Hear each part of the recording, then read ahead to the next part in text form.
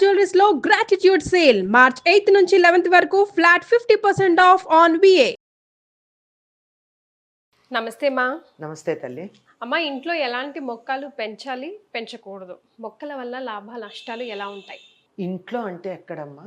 పూర్వం అయితే ఇంటి ముందు కాస్త పెరడు ఉండేది, అక్కడ పెంచుకునేవాళ్ళం. ఇప్పుడు ఇంటి నిండా, ఇంటిలో అంటే నీడలో, నీడలో, మహా అయితే బాల్కనీలో. అంతేగాని పెరడుందా, నేల ఉందా? అంటే ఈ కాంక్రీట్ జండల్లో కష్టం కదా అది. అందుకని ఈ డిఫరెన్స్తో మనం చెప్పుకోవాలి. ఇంట్లో పెరడు గనక ఉన్నట్టయితే, అంటే నేల గనక ఉన్నట్టయితే అక్కడ పెంచుకునే మొక్కలు వేరు, లేకపోతే ఇక్కడ పెంచుకునే మొక్కలు వేరు. తప్పనిసరిగా ప్రతి ఇంటిలోనూ ఉండవలసిన మొక్క ఏమిటంటే తులసి మొక్క.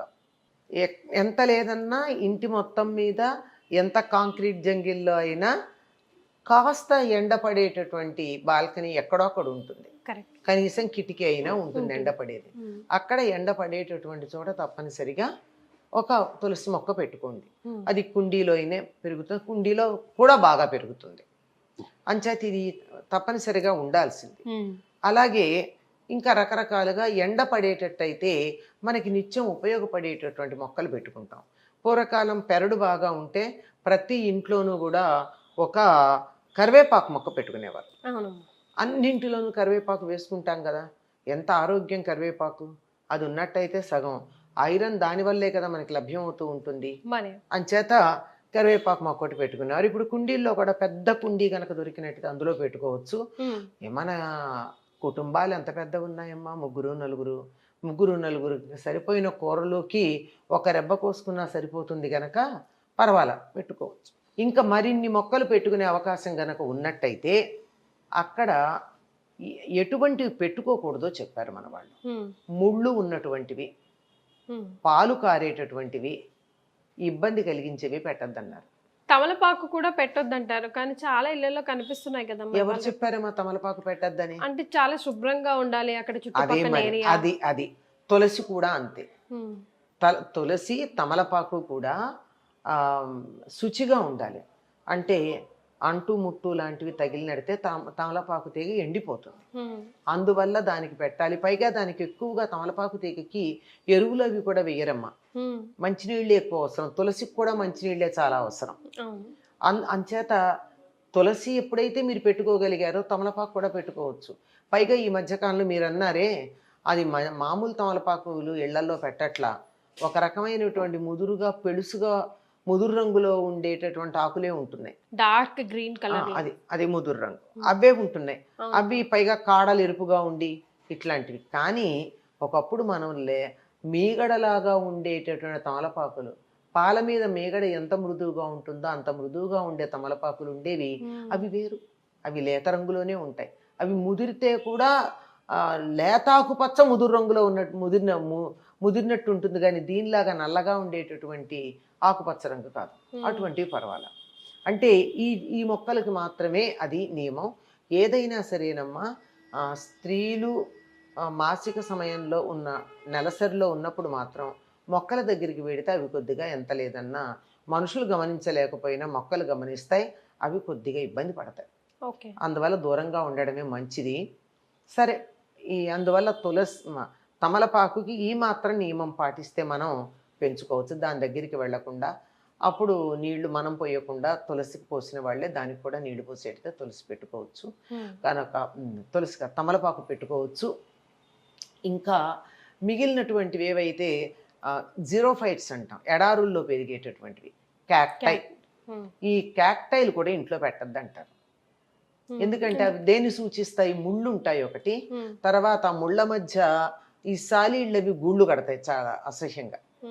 అంతా పైగా అవి ఎక్కడుంటాయి? ఎడారిలో గనక మన ఇల్లు చూడంగానే ఎడారి అనే భావన కలుగుతుంది.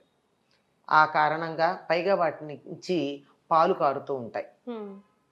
ఇవి గుచ్చుకుంటాయి, ఇబ్బంది కలిగిస్తాయి. అందువల్ల వాటిని పెట్టద్దని చెప్తారు ఉన్న కాస్త ప్రదేశంలోనూ. ఇంకా పాలు కారేవి అంటే గన్నేరు మొదలైనవి, ఇవి నేల చాలా ఉండి నేలలో పెట్టుకునేటటువంటి కొంచెం దూరంగా పెట్టచ్చు, ఇంటికి సమీపంగా కాకుండా. దూరంగా ఉంటే పర్వాలేదు. అందుకే పూర్వకాలం కాంపౌండ్ వాళ్ళ బయట ఉండేవి గన్నేరు మొక్కలు. పైగా వాటిని పశువులు తినవు గనక ఎవరన్నా మనుషులు చెట్టు కొమ్మలు కత్తిరించాలే తప్ప పశువులు తినవు గనక కాంపౌండ్ వాళ్ళు బయట పెట్టుకునేవారు.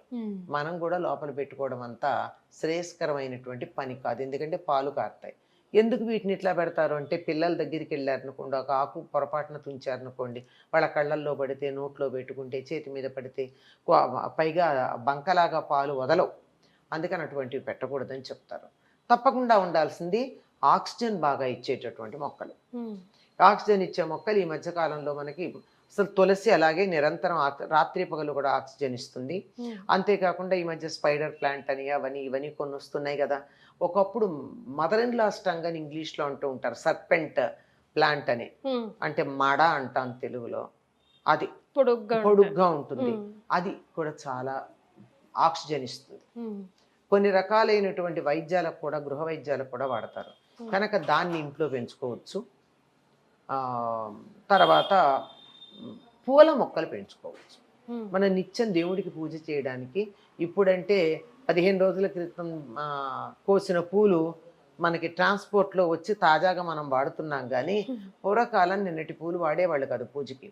కనుక ఏ పూట కాపూటకి నిత్యమల్లె, చుక్కమల్లె, సన్నజాజి, జాజి, మల్లె, మందార ఇట్లాంటివి ఏనాటికి ఆనాడు పూలు పూస్తాయి. ఆ పూలు తెచ్చి పూజ చేసుకుంటూ ఉంటారు. అలాంటివన్నీ తప్పనిసరిగా పెట్టుకుంటారు. అయితే ఎటువంటివి పెట్టుకోకూడదన్న వాటిల్లో పెద్ద పెద్ద వృక్షాలు పెట్టరమ్మా. ఉదాహరణకి రావి, మర్రి లాంటివి పెట్టారనుకోండి, వాటి వేళ్ళు లోపలికి వెళ్ళిపోయి పునాదుల్ని పెకలించేస్తాయి. అందువల్ల అట్లాంటివి ఇంటి సమీపంలో పెట్టకూడదు, దరిదాపుల్లో కూడా అంటారు.